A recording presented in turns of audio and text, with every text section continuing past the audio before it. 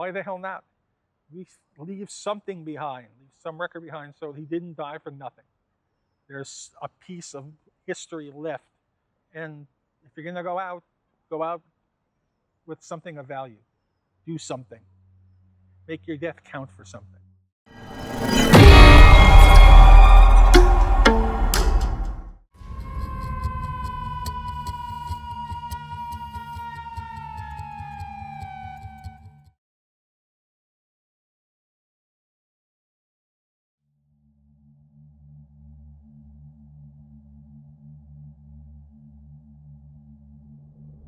A grisly discovery in the town of Sangre de Cristo this morning, and a number of SDC residents are reportedly still missing. Because as one police spokesman put it, the whole town is a crime scene. Spent 30 years patrolling this border. You're gonna see some horrible things. We all thought it was a mass murder case. Our thoughts and prayers go out to the families of the Sangre de Cristo victims. A person of interest was detained. We found the suspect covered in blood. 38-year-old Francisco Salazar, an illegal immigrant, has been charged with over 24 counts of first-degree murder. Everybody seems so shocked about this. Not me. Because I know what these people are capable of. If this guy actually killed the whole fucking town, fucking kill him. Fry his ass. A serial killer. I mean, that was pretty much the general consensus. Francisco Salazar remains jailed under high security. The photos emerged. It changed. It changed everything that we thought about. I don't understand. Why did you keep taking pictures?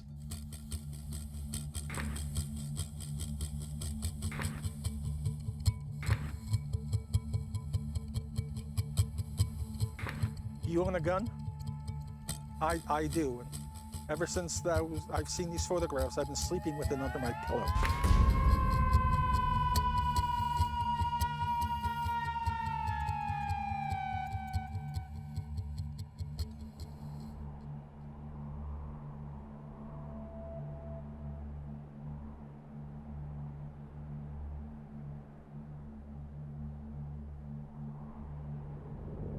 Although the area has been cordoned off by police, sources say authorities have been unable to quantify a specific body count.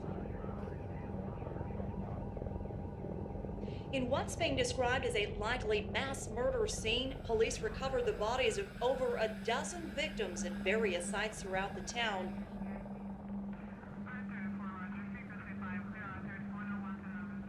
Police are combing the town's 2 square miles as they begin to unearth more clues to this shocking tragedy. We got a body here.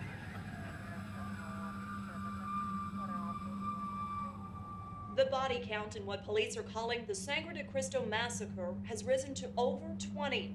Residents of nearby Heinzman and the border communities are encouraged to avoid the general SDC area and to report any tips or suspicious behavior to the authorities.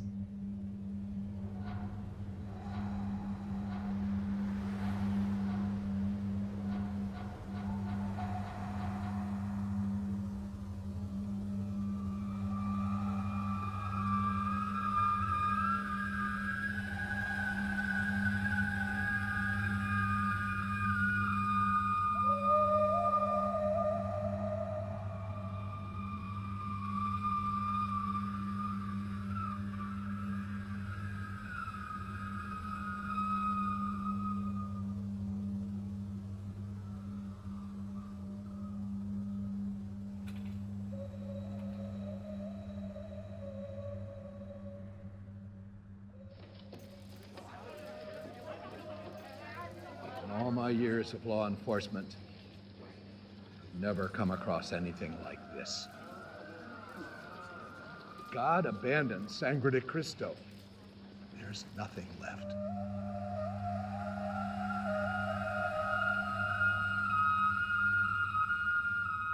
It still amazes me that the largest single-day homicide in history of the state of Arizona got no attention, zero media coverage. It's hard to imagine the scale of the carnage. Most bodies were only partial remains. Some bloody trails ran out to a quarter of a mile as if the bodies had been dragged. Other trails veered out into the surrounding deserts and just disappeared. All of them, men, women, children. gone in one night. I've been a writer since 1995. I've written 5 different books. I worked for a couple of years as an investigative reporter here in Los Angeles. We covered all the things that LA Times didn't cover. Every place is known for something.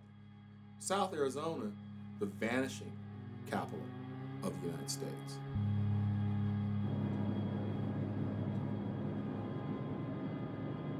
It's true, there's been more than a few who have gone missing from the area. But look what's going on. Drug trafficking, human trafficking, smuggling, weapons, gang activity. There's no place that has more crime than here in the borderlands.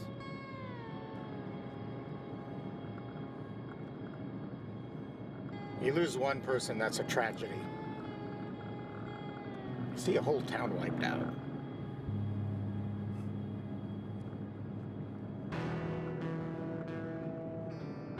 We got lucky. It was their town, not ours. It's not a matter of if, it's a matter of when. Wake up. Listen to me. I've been telling you this for years, but you've ignored me up to now. Well, I'm telling you, you can't ignore me anymore.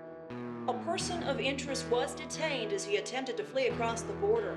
He is reportedly a Latino man in his 30s who was employed at Sangre de Cristo Ranch at the time of the murders. You know, I've seen 40 years of crime and violence. The only man that ever scared me was Francisco Salazar.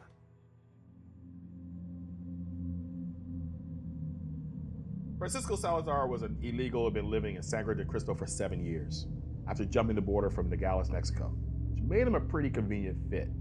Even with all the things that go on around here, you never expect to see something like this. He was raving when we caught him. He was raving when we put him in that jail cell.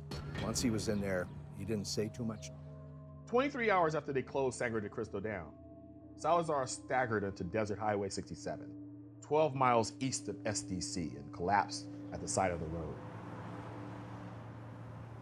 The only truck to stop was an independent rig, co-owned by Mario Chascarrillo, who had just got his license.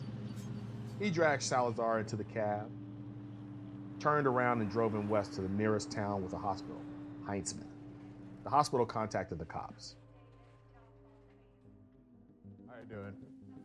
Oh, good. How's Brad been? John Perano understands his people, just like his father. A little comforting, a wink, a little bullying, a big hat, toothpick, his stories. It's kind of a big show. Never misses an opportunity to press his case, even if it is some cheesy public access piece.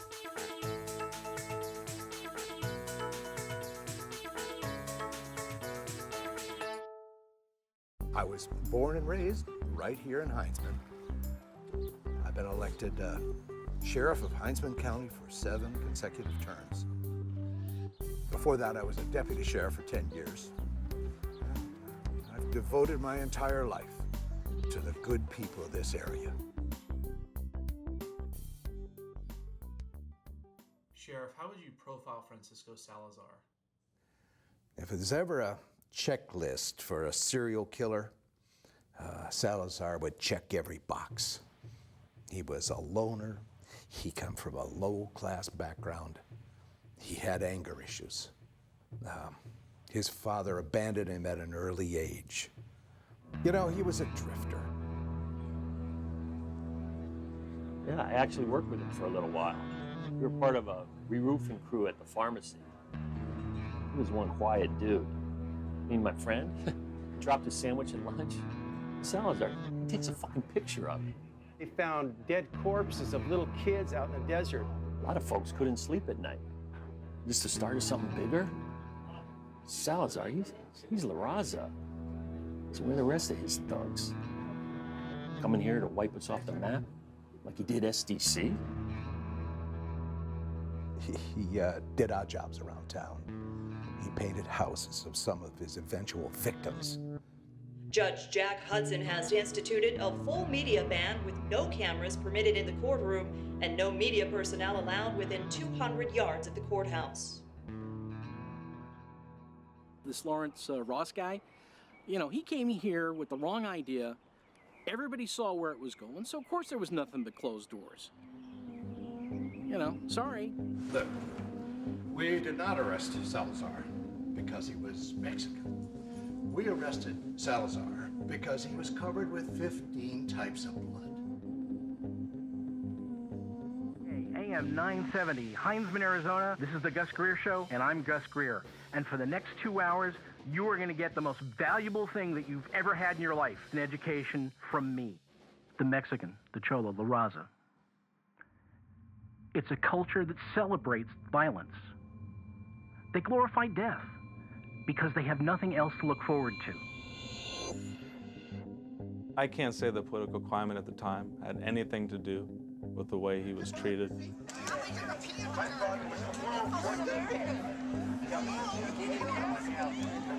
I absolutely believe that an Hispanic man who is also an illegal immigrant can get a fair trial in the state of Arizona.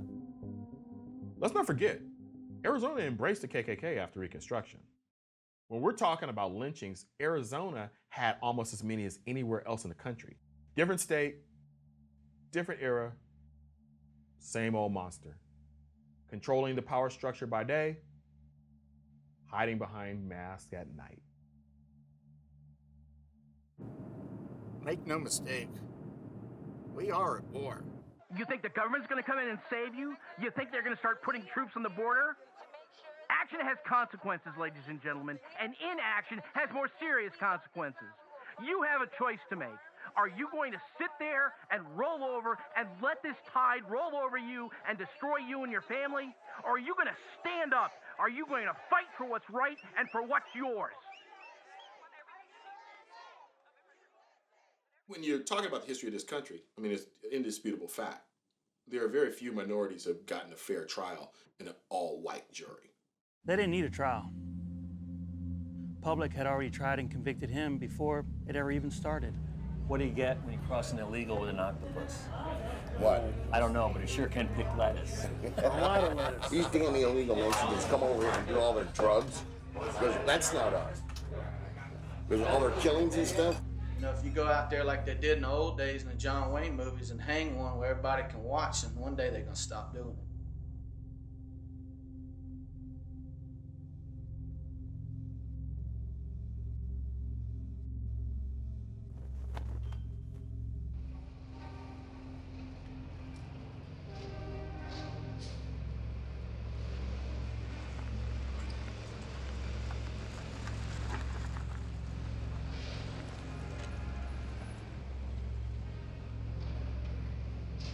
Yo sé que él no mató a esa gente. Mi hermano no es un monstruo.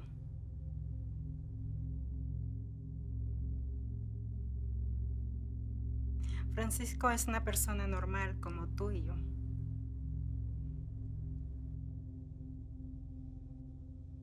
Mi hermano nunca podría hacer algo así.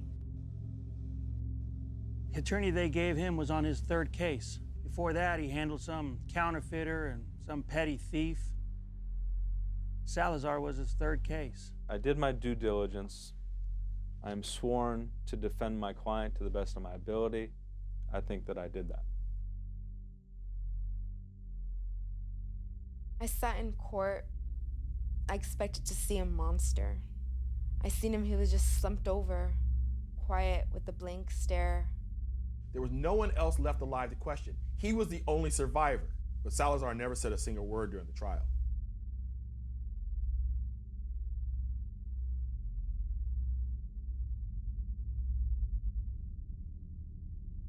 Teeth marks? That's something I'm not going to get into. Okay, how's it going, Bob? Day 3 of the trial, and I'm already sick to my stomach. I never want to hear another word about the freak eating the people he murdered. I basically believe that he killed these people. I believe he should get the death penalty for doing what he did. He's an outcast. He should be put to death on the spot. Lethal injection. Fry his ass. And that was the level of analysis in the courtroom. A one-man serial killer army. They only do forensics on 7 partial corpses that were intact enough to be tagged and ID'd. When pressed about identifying the other remains, the coroner said on the stand, "How do you run DNA tests on 20 square blocks of bloody sand?"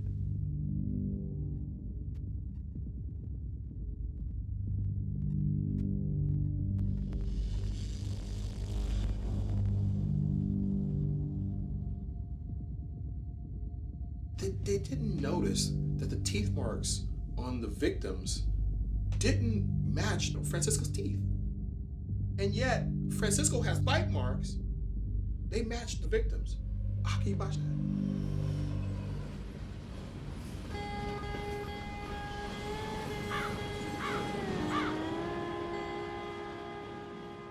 During the first trial, I felt like I needed to seek someone out who understood the local culture of the border. Carlos Oliveras, second-generation Border Patrol agent, following in the footsteps of his father. When you grow up in this area, you realize that just certain things you need to do. There's just a protection that needs to happen. Spend 30 years patrolling this border. You're gonna see some horrible things. You find bodies of dead women, children, dehydrated bodies, sometimes just 10 feet from a hidden stash of water bottles. Lately, these last few years on patrol, started seeing some things that were getting harder to explain. Bodies that weren't just rotted by the sun. They'd been chewed, not by mountain lions or buzzards, but nobody in my line of work talked about it.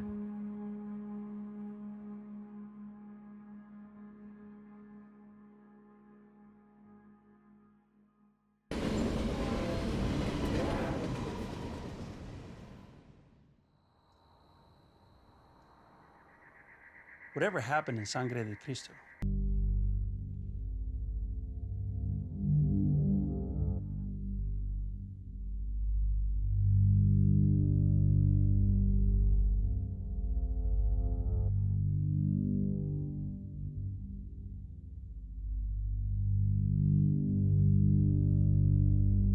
Based on the overwhelming amount of evidence given, we convicted Mr. Salazar, as I remember, in about a half hour, which was longer than it probably should have taken.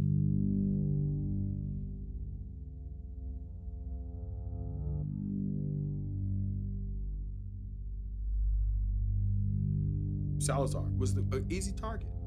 He was a person easy to dehumanize. To the people in Heinzman, he was just some guy who went from job to job. He would work on construction jobs. He would do anything. He's minimized as being just some sort of drifter, you know, some cash and carry guy who you found on the end of a block and you put in the back of a pickup, do your work, and you forgot about him 5 minutes after you dropped it back off. During the first trial, I knew that Salazar had been interviewed on camera only once on the evening he had been taken into custody. I spent 13 months filling out Freedom of Information Act requests at both the state and federal level. Nothing. The Arizona Open Meetings Act, I got nothing until I got this video. Francisco. Interviews.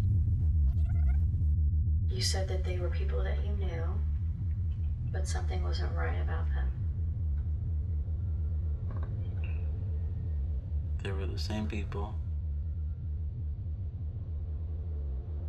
but they were dead. Why didn't we hear about this tape before? The tape was never entered into evidence in the first trial, and it was barred in the second one.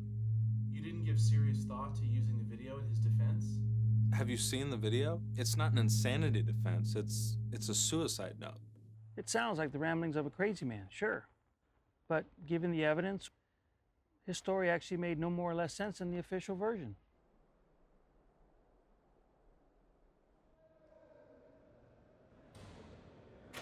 The administrative staff were very concerned about him, me interviewing him, not being shackled to the chair, which is a typical thing. I wanted to get rid of as many barriers as I could, because I could tell that he was pretty closed off emotionally, and he was kind of a shell in his own head, and very, very, very scared. I said, listen, just let him come in and sit with me, because he was quiet. And, you know, you guys are outside the door, you've got cameras in here, and you have guns outside there, and whatever it is that you need to do to bust in, and you know, what's he gonna, you know, what else could he do? What's your name?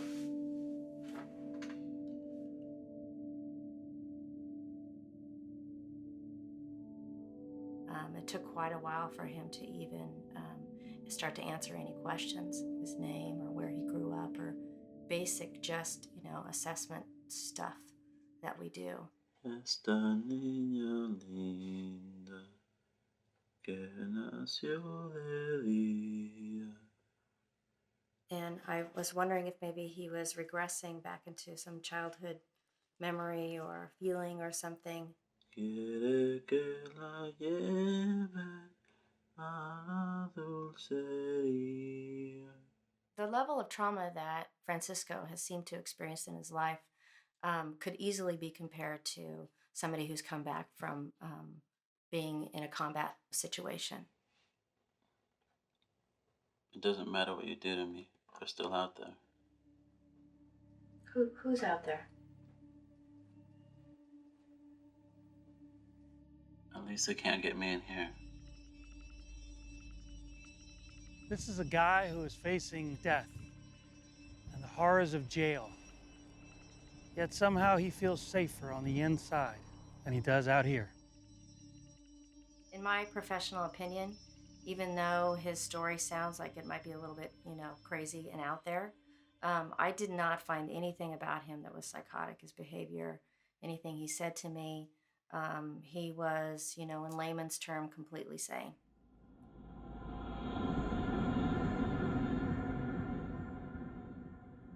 But it didn't make any sense, which is why I tried for the insanity defense.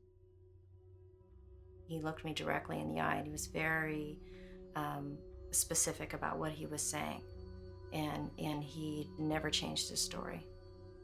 Salazar wasn't crazy, or at least not crazy all by himself. Crazy was what he saw that night. Massacre. Some of them were bloody, the blood everywhere. It's the ravings of a madman, right? But do you know what was really crazy? I had to get help. I took my camera. The arrest report listed the items on Salazar's person when he was dropped off by the truck driver. One SLR 35mm camera fitted with a 70 to 200mm lens and a flash unit. Everyone around here knew he was a photographer. He took pictures of everybody. La cámara siempre nos recuerda a nuestra mamá. It was almost involuntary. He just saw something and he took a picture of it. And he kind of, painted a history of his life with it. Salazar was a lifelong Catholic. He believed in the power of the resurrection.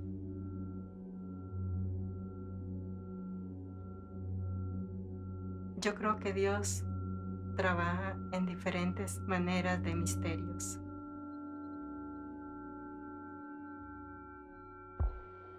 He spent 7 years in SDC, taking pictures of dead things in a dead town.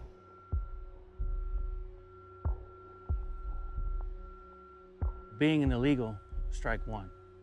A loner with a camera, strike two. Grace Putnam was pretty much strike three, especially considering everything that happened. Grace Putnam lived in SDC. Francisco was a friend of the family. Salazar's house was jammed with these weird and suggestive photographs of children and roadkill.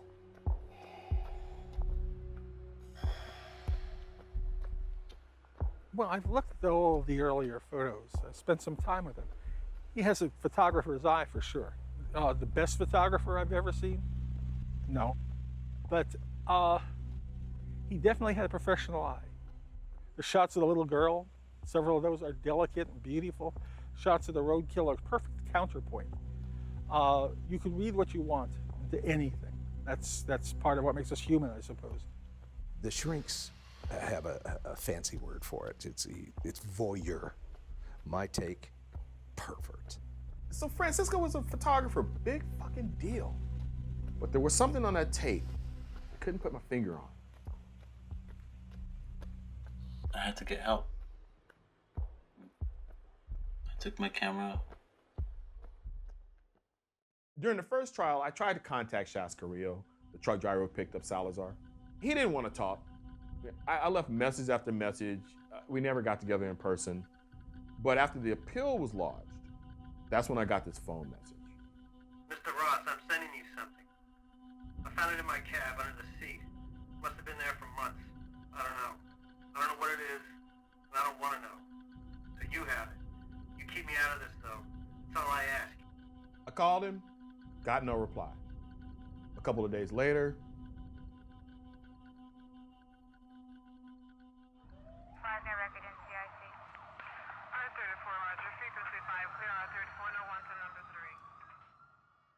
a week later, the roll arrived.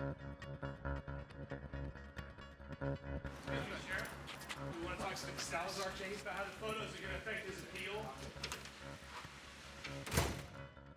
What Francisco said on the tape, what everyone else discounted as insane ravings, turns out he documented it all. Something primal and horrible moved through Sangre de Cristo that night, and the one survivor made a record of it. Francisco had a camera with him that night. He took it with him and recorded what he saw. On one roll of film, 36 exposures. We're still in the process of appealing his conviction, but I can't enter these photos as evidence. I'd be disbarred. Las fotos son horribles, pero tal vez pueden salvar la vida de mi hermano.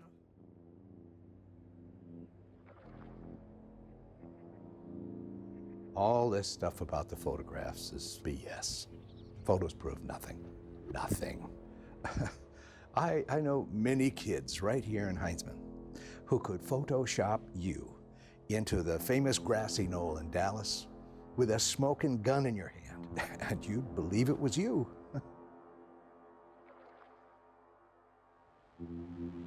I've been a professional photojournalist for, Jesus, over 40 years now. Shot in Nam, shot in Cambodia, pretty much all around the world. These are as authentic as they get.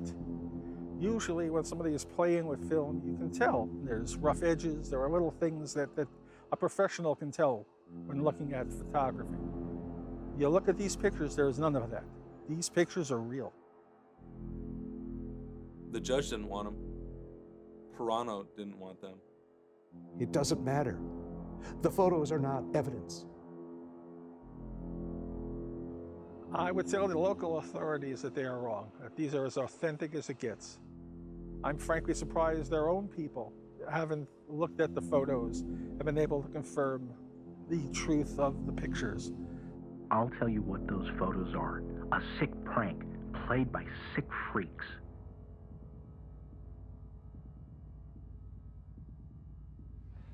Everybody heard about the photographs. Nobody believed they were real. They were trying to make us feel sympathy for a man that didn't deserve any. The killing started, at least as far as Salazar's story was concerned, before he snapped a single frame. The only two explanations. Either the guy went out there and staged everything, or he's absolutely telling the truth. Some of them were dead.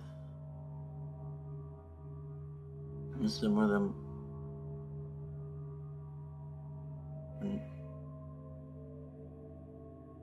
He was babbling, and I thought I was going to lose him, which I eventually did, so I asked him to start at the beginning.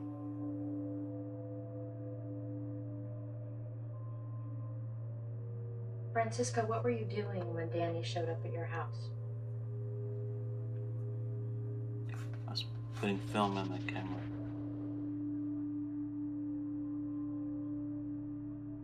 According to Salazar, he's loading up his camera, getting ready to shoot some dead coyotes or possums, but Danny shows up on his doorstep, bleeding out like a stuck pig. And then you said that he came in and he was bleeding, and you tried to help him, and you laid him down on the couch. Is that correct? I saw him die. How are you sure that he was dead? He was dead. I know he was dead. The police forensic reports back up that the victim did die at Salazar's house. Danny's body was one of the few that could be identified. but barely. Danny Montez was my cousin. I thought he and Salazar were cool. Montez used to work in the fields near Salazar's house. This is where it gets confusing to me.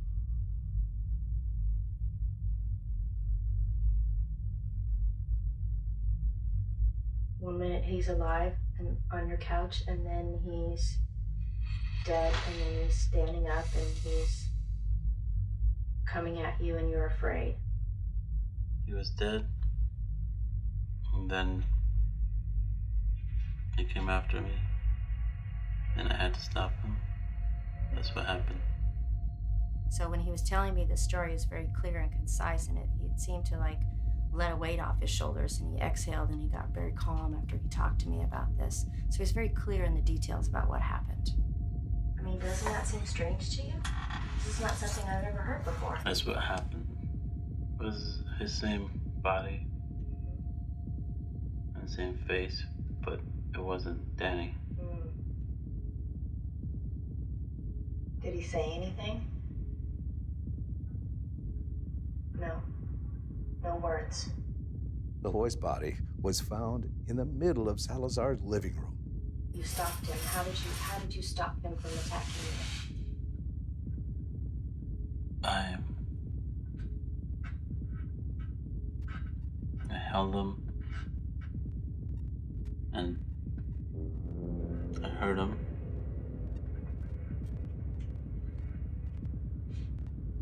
And he stopped.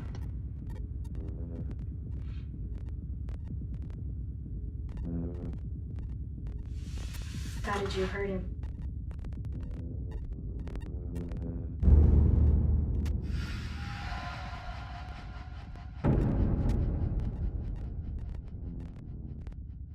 That's tough evidence to overcome. There's no question that Francisco hacked up Donnie Montez to pieces. The question is, did he kill him? So after all that happened, then what did you do? I had to get help. If Salazar killed Montez, why would he run into town to get help? Because going south wasn't an option. Here is photograph 01 on the roll.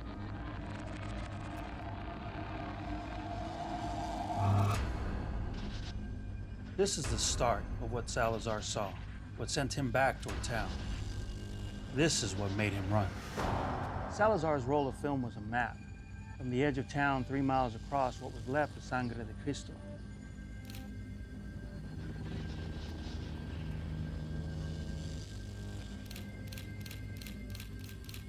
In one way, it doesn't matter what you think the photos mean. You can deny them. You can look to them for clues about what happened to your loved one. You can call them a sick media joke. You can even hope for salvation.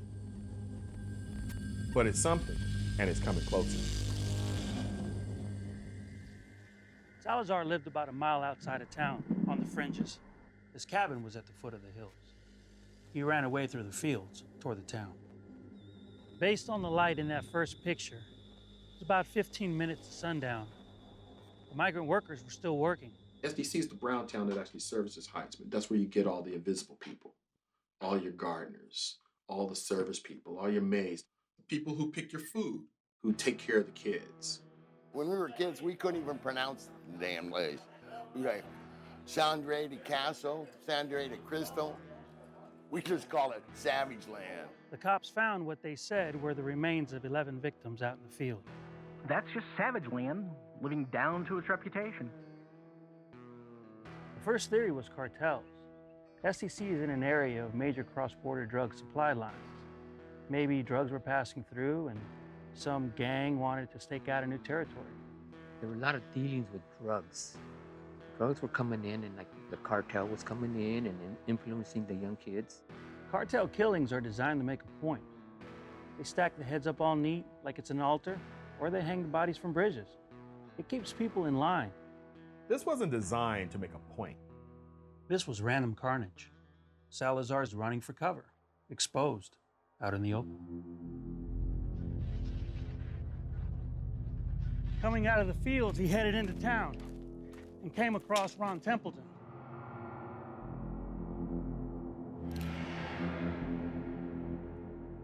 Templeton was a hunter from Heinzman.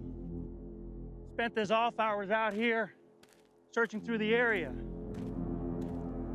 I used to see him all the time out here on patrol.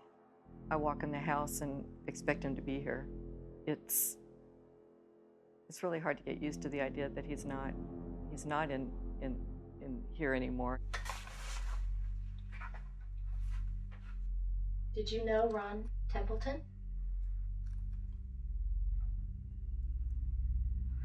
The police say that you were in his truck.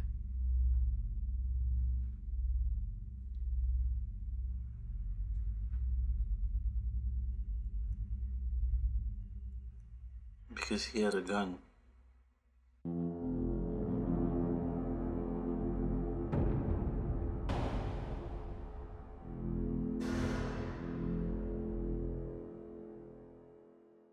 Some of the victims were from Heinzman. Some of them were beloved members of the community.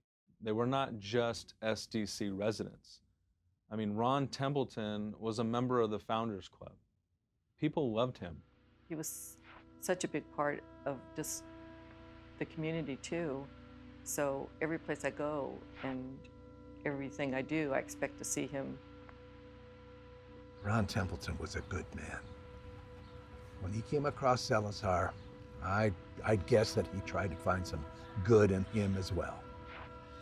That was his big mistake. Try to get him to come with me. To help these people, to help my friends.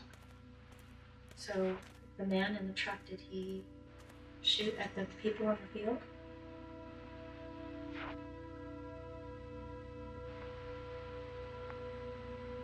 What happened?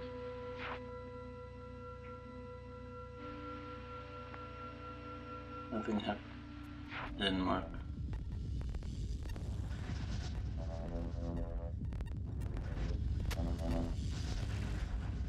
The one thing that continues to bother me is Francisco Salazar taking Ron down. He's such a little man. According to the state's case, a 5'9", 170-pound Francisco ran bloody and screaming toward Ron Templeton, who's 6'1", 210 pounds and armed. Anyone who knew Ron knew what an expert hunter he was. He was an expert shot too. He never missed. I mean, one shot is all it took to ever kill an animal.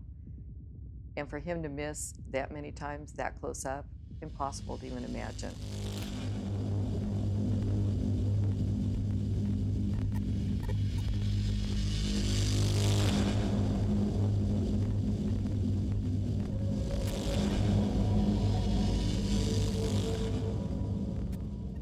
This is where they found Templeton's truck.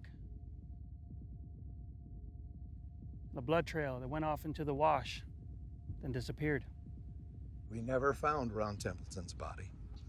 His wife, widow, Eileen, will never get the closure that she deserves.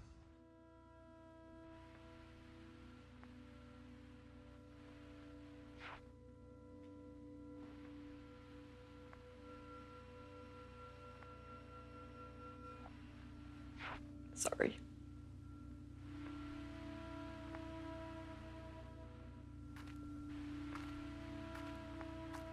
"57 people died here, and the local newspaper ran one obituary. The one white guy from Heinzman.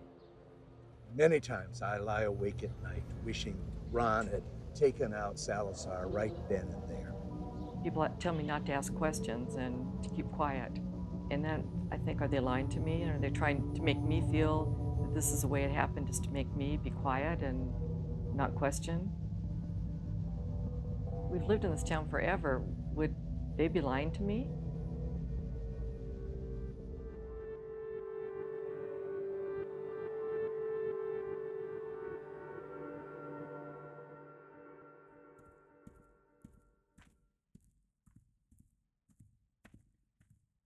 Salazar runs until he reaches the edge of town.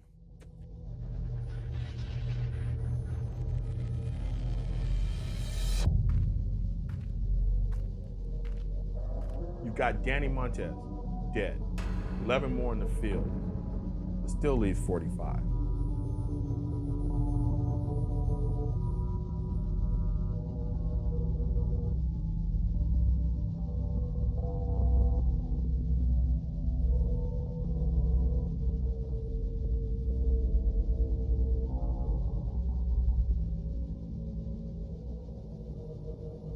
this time, it's about 8 p.m.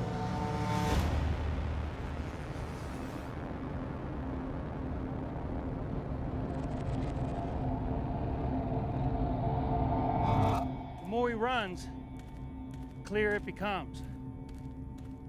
He's not outrunning anything. Francisco, when you got into town,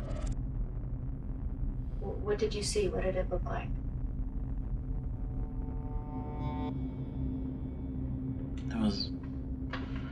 It was like hell.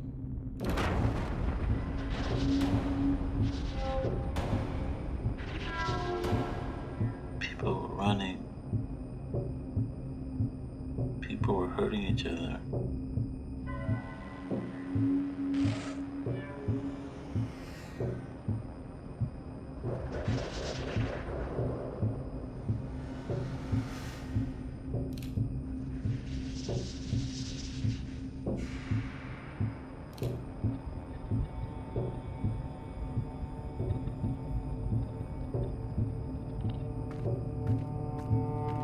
At this point, it's 8:15 p.m. Francisco is making his way through town, trying to stay alive. By his own account, he has no weapon at this point. Just his camera.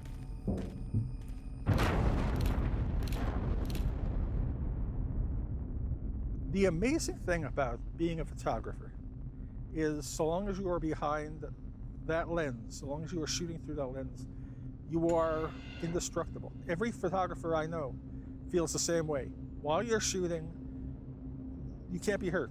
I have a stultifying fear of heights. I just looking out an upstairs window scares the hell out of me. In Nam, I used to spend half of my time hanging out of an open helicopter door, hanging onto a strap I wouldn't use as a belt and shooting away because nothing could hurt me. So long as I had that camera in front of my face, nothing could hurt me.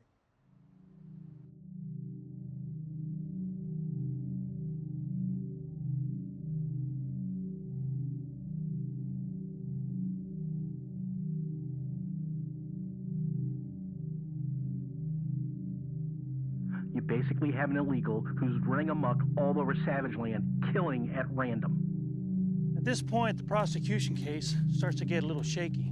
Salazar would have said something to my grandpa, and stuff would have went down. My grandpa's not going to go down without a fight.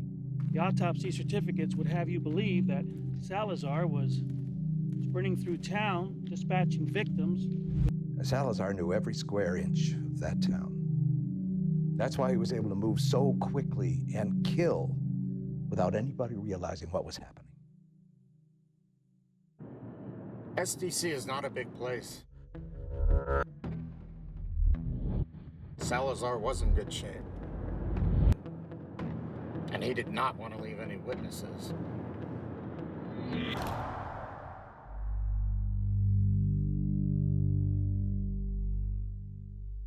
What's most amazing about these photographs is the fact that he got as many decent photographs as he did out of one roll. I mean, I can't imagine why he would go with one roll. I have a feeling he probably had more that he lost along the way, because I've done it myself.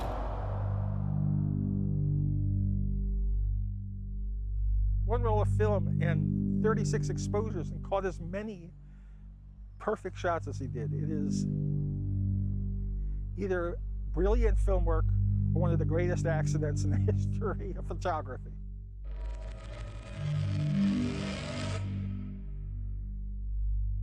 We know that Salazar gets here, to the one store in town.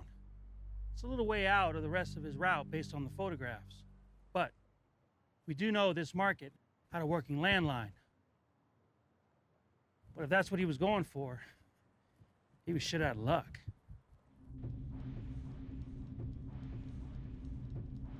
If you were in New York City and not Sangre de Cristo, you would probably have 15,000 shots of what happened there that evening on people's cell phones.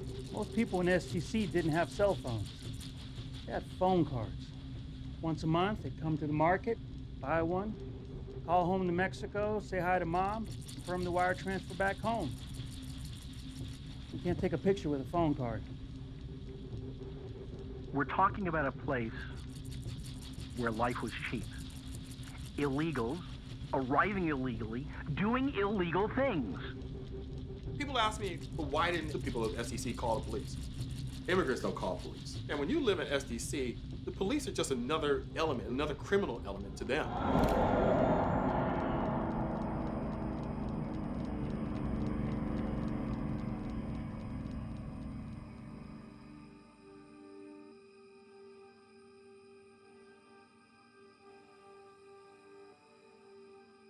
Salazar was also charged with murders that happened at the water tower. But there's not a single piece of evidence to indicate that Salazar was ever there. And remember those people we found, right next to the small water tower? We know that they ran. We know that they ran up to the top of that water tower. And instead of confronting whatever was chasing them, they chose to jump off the water tower. Now that just doesn't happen when you have an individual. I don't care how horrible that individual is, that doesn't happen. 8 people supposedly ran up there trying to get away from one man. But instead of trying to fight him off on a single fire escape, these 8 people chose to jump. They'd rather kill themselves and their families instead of fight him. They told me that Jose and his family were some of the ones who died at that tower. And it was only 2 blocks from their house. I mean, I look at his picture, and Maria had such a strong sense of faith, a really strong sense of faith. I don't have that faith. I just don't have that faith, and it hurts me, because I'm more angry about that. I can't imagine why the 2 of them would do something like that. They had to climb that. If you think about them standing there at that moment and then making that decision.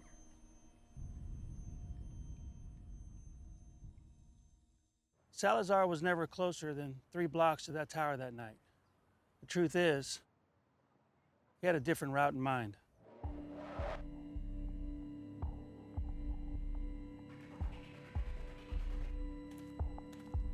From the start, he was always heading here. That's what he says.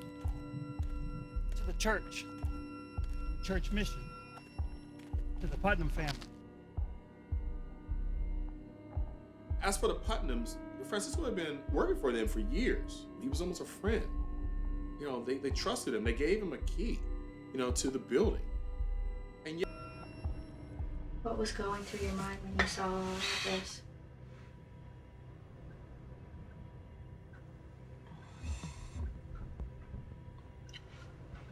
I don't know. I just wanted to help my friends.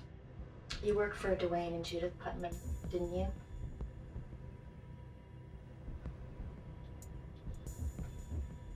Yes. How did you feel about them? They were good people.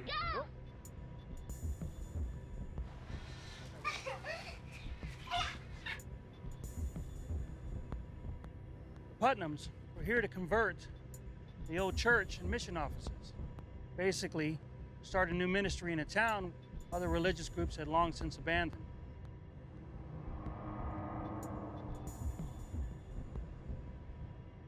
We're proud of our church's missionary history. God's mission for us is to go forth to the less fortunate, to bear witness to his word. The Putnams are some of my closest, dearest friends in the world. Truly people of God. Dwayne and Judith's engagement was sanctioned by our church with great excitement. Even though she wasn't baptized in a church at the time, we knew in her heart she'd always believed. She had great strength.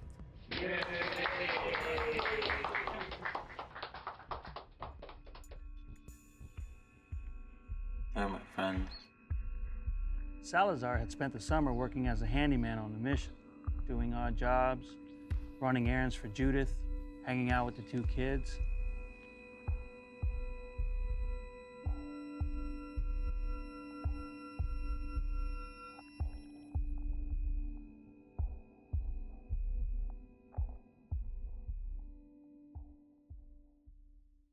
Putnams went to that town to fix up that facility, to empower those people. This family reached out to Salazar, and this is how he repaid them?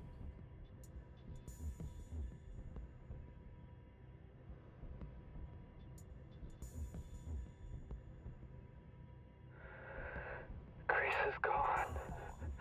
Where is Grace? But Salazar was too late.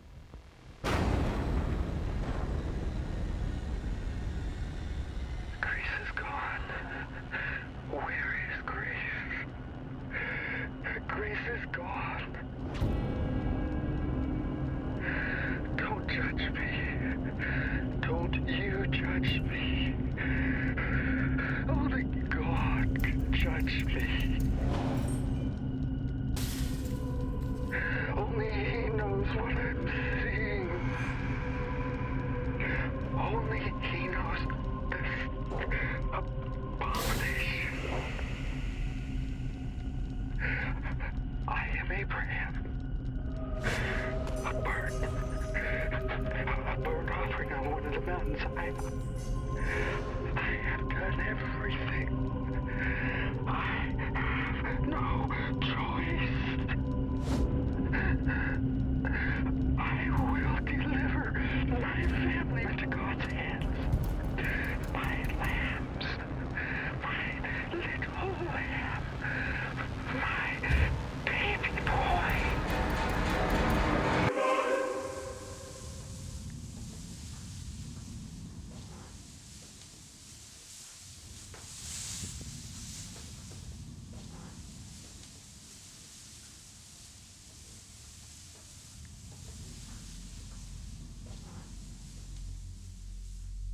It's by His will that I will save them. I'm not a sinner. I am clean. We are clean. You get that biggest What'd you wish for, Grace? I get little. Alright, birthday girl first.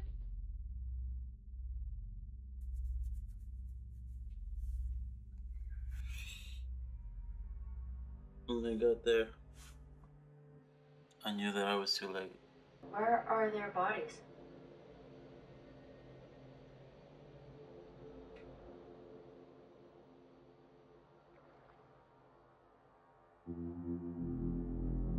In the official version, forensics, coupled with the Putnam phone recording, Len killed his wife and son.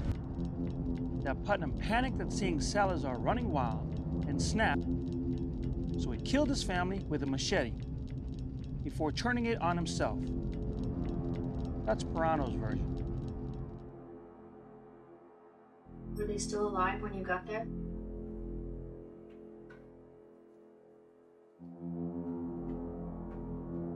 Only one of them.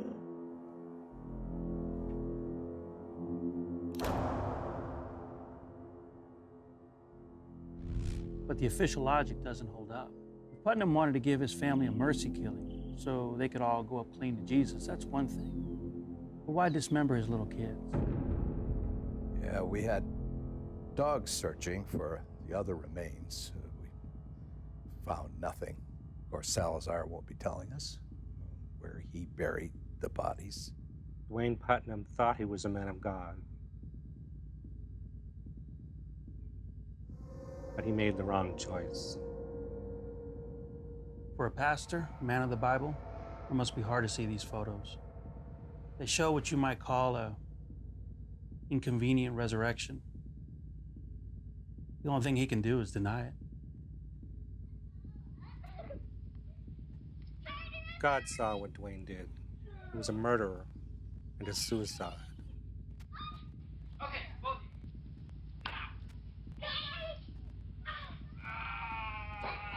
Say hi to mommy. Hi. Run.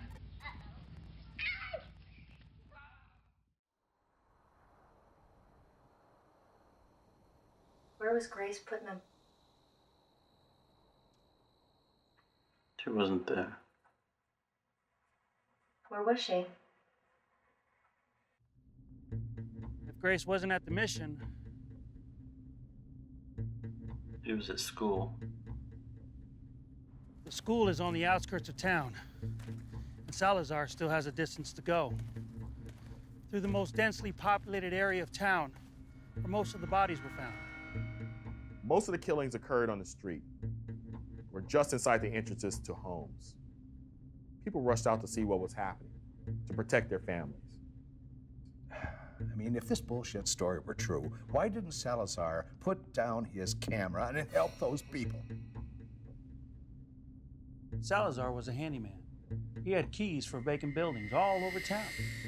He could cut through building to building from one end of town to the other, hide, look out. Look, most of the time, he probably wasn't even close to the action. I mean, a 70 to 200 millimeter lens pulls in all sorts of distant detail. You know, sometimes you get nothing. Sometimes you get something extraordinary.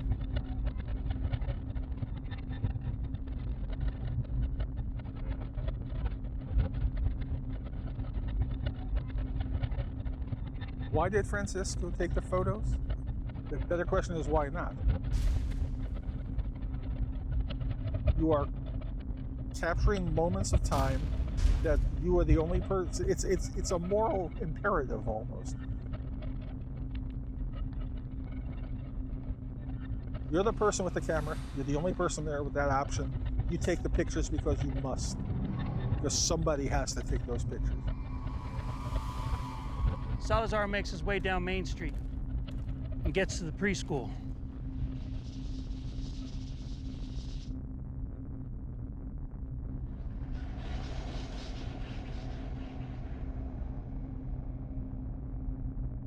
All the children of the people who died in that field, they were in that preschool.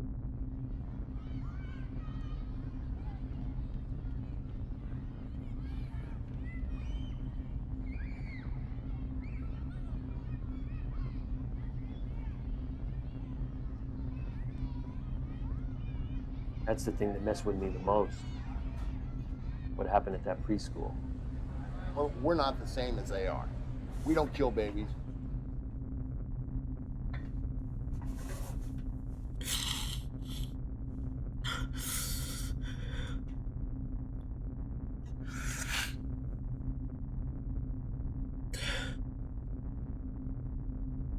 There's almost nothing that you could say to change people's minds.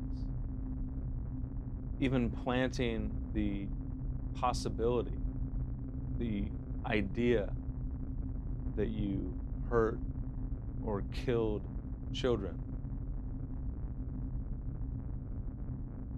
To the school.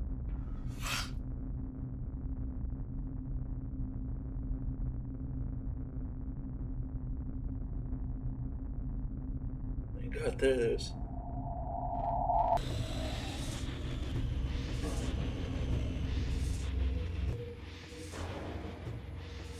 There were 9 kids in the preschool and 1 teacher, Lisa Reyes.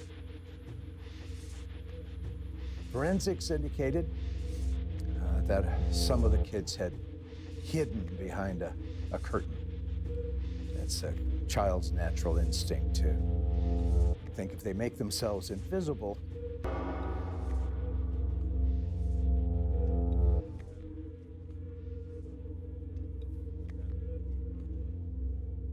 When I came back, I just, like I said, I couldn't believe it. I didn't want to believe it. And to go to the funeral, it's one of the hardest things. You know, it was a closed casket. All the family was there. A lot of people wish that they would have been able to see her before she went. You know, I kind of like keep my own last memory of. Wouldn't want to see her in there anyways. I want to remember her the way I remember her, you know. Linda Perez is my daughter. She was 5 years old. She lived with her father in SDC. I worked in Heinzman. I hardly got to see her because I worked long hours. She was wearing a purple top and pants and white tennis shoes. She was very picky about what she wanted to wear. When I left, she was 3. And I wasn't even nice to her. I could have been nicer to her. But she was always bugging me, and I feel like an asshole. Benny. You want to see him? He's right here. I mean, look at that. Look at that smile. You know, he was born premature, and he was tiny. He weighed 2.5 pounds. And, you know, he had some problems. He got pneumonia as a newborn. But he had a tough, strong heart. I could have gone home more, but, you know, it was a piece of shit town, and I left when I could. And I was just hoping maybe when she got older, we could make up for last time. That's all I was thinking, but now I don't have time. I took this from her school. This was the last thing she was wearing. Grace is gone. Where is Grace? Grace is gone. I can find her. By his own account, Salazar couldn't even get inside the school. He skirted around the back by the storeroom. The one aspect of that roll of film that sort of fascinates me is why he spent so much of the last of it taking pictures of that one subject, that little girl. I wouldn't have.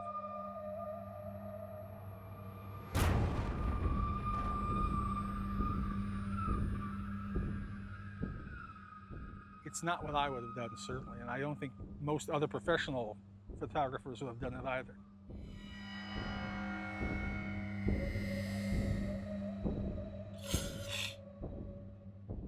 She was on the other side of the window. She was reaching out. Couldn't help her. Based on my evaluation of the other photographs, this was the first time that Salazar even used his flash unit. The question is, why now?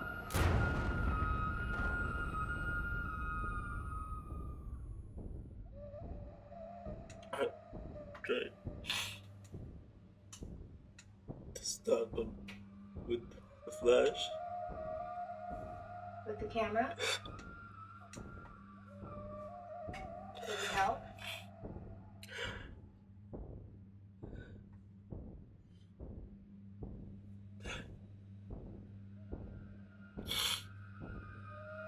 It would stop them for a little while. Only when it flashed. Those last photographs is the one where he's reaching through the bars, where he is trying to take the girl's hand and suddenly stops being a historian, stops being an observer and becomes an active participant. The moment he stopped being a photographer and decided to do a single human action to save somebody else, Just held her hand. is the moment that changed everything for him. You give up being a photographer to become a human being, and you lose what has kept you alive and safe through the rest of the process. Just held her hand. And I sang. Esta niña linda que nació de día quiere que la lleven a la dulcería. Esta niña linda que nació de noche quiere que la lleven a pasear en coche.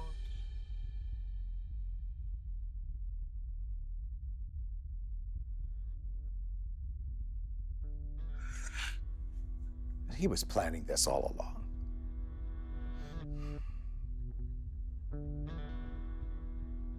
There's only 3 possibilities. Either he's lying, he's crazy or he's telling the truth. And in my professional opinion, he's not lying and he's not crazy.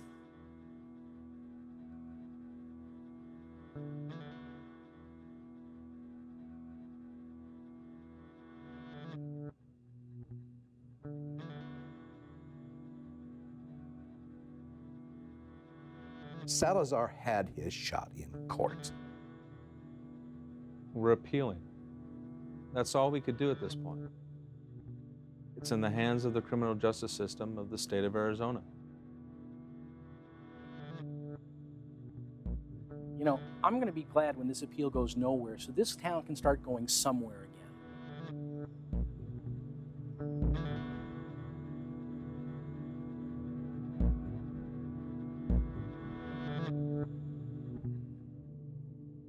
You know, if you've been a reporter like me in an inner city, you've seen murders.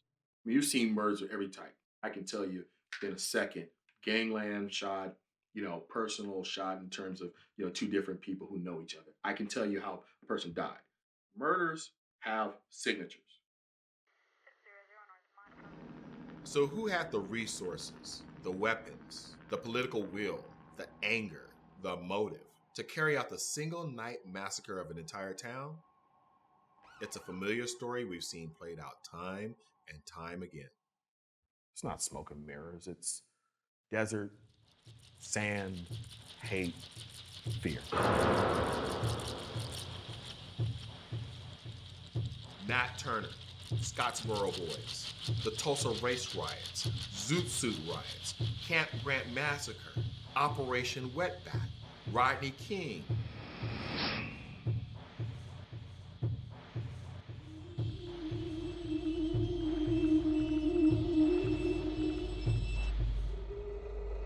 Sangre de Cristo.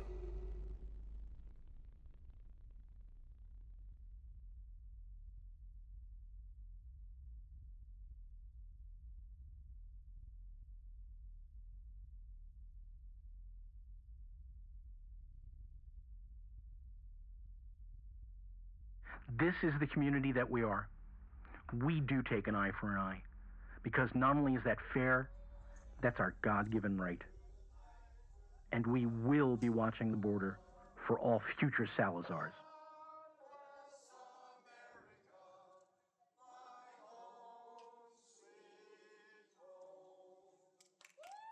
They don't care who you are.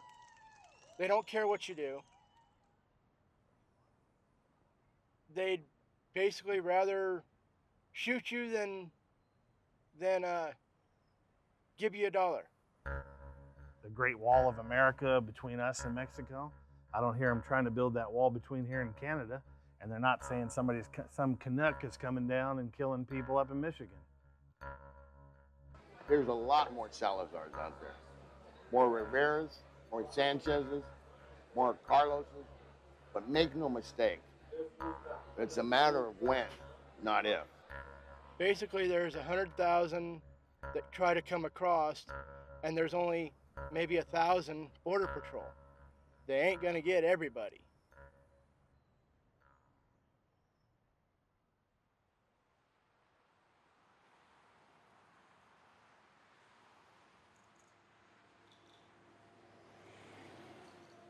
Yeah, maybe we just got our priorities right here in Arizona. A lot of our people have been waiting a long time for this. I'm also proud that this state is carrying out Salazar's sentence in half the time it took to do the same to Timothy McVeigh. Yo pienso que él hubiera estado mejor si se hubiera ido a México. At 12:05 a.m. Arizona time, not bleeding liberal time, not East Coast wine and cheese time, not West Coast free drugs time, American justice was served. No more lawyers' appeals. No more bills. No more 3 square meals a day. No more excuses. And no more fear, my friends.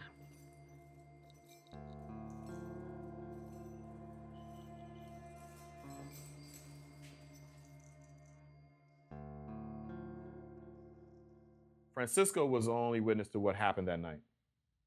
And the court killed his photographs. And then the state killed him.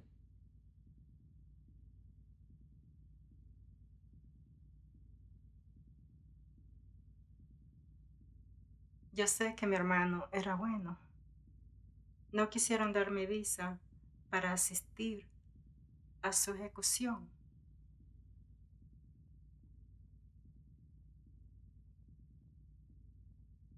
Nunca pude decirle adiós. Do you know where Salazar gets buried? He gets buried right here, in the state of Arizona. He must be pretty pleased with himself. He snuck in here, he hid here, he killed here, he's executed here.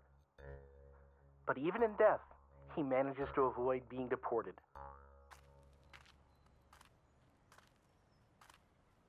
Except they got it all wrong. This doesn't end with the execution of Francisco Salazar. Francisco Salazar's photos don't end with Francisco Salazar.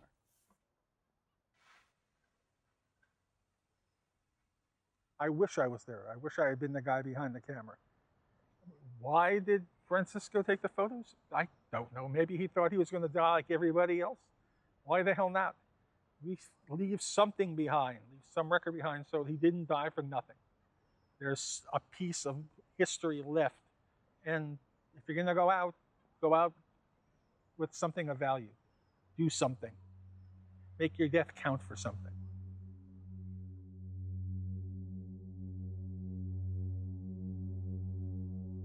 The photos show us the truth.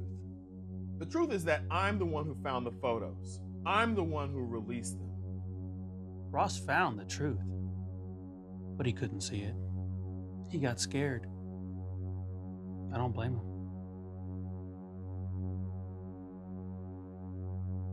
As a journalist, I deal in facts, not speculation.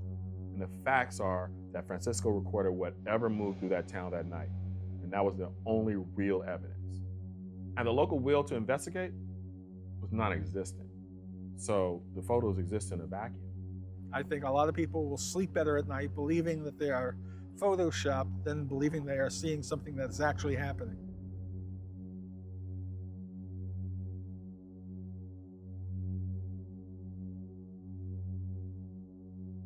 There's no going back to normal. Because normal doesn't exist anymore.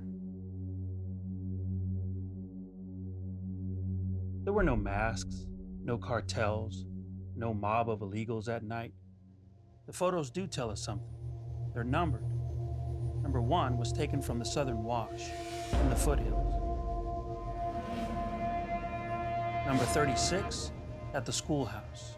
When you look at the crime scene, the police reports, the layout of the town, you realize that this carnage wasn't random. It was just so huge that nobody could see the bigger picture.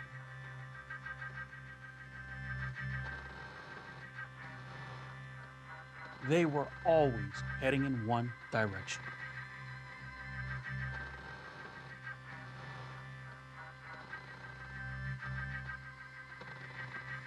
They were heading north.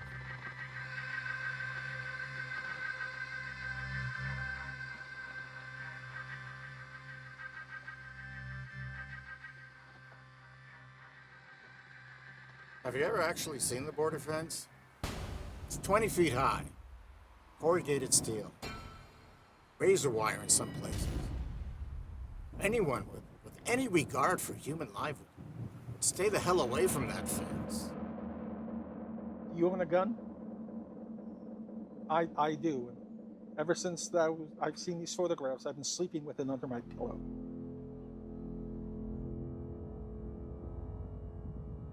This is a cruel land where death is a certainty. We grow up with it, we accept it. You know what made my morning? Hearing that some group of unknown patriots found where Salazar's grave was and dug it up. The body's gone, my friends, and good riddance.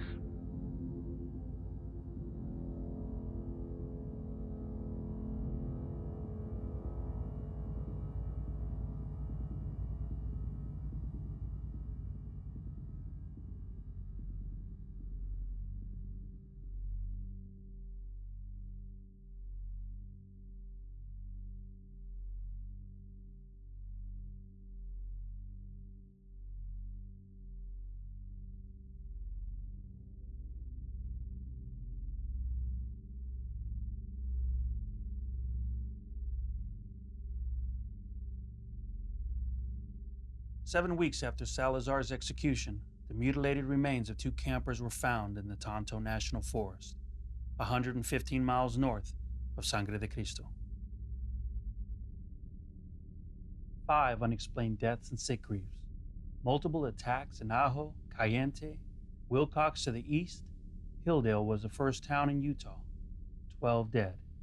The same patterns emerging east to Juarez. Up into New Mexico and Alamogordo, 5 dead. In Trevino Ranch, 3 dead, 9 unaccounted.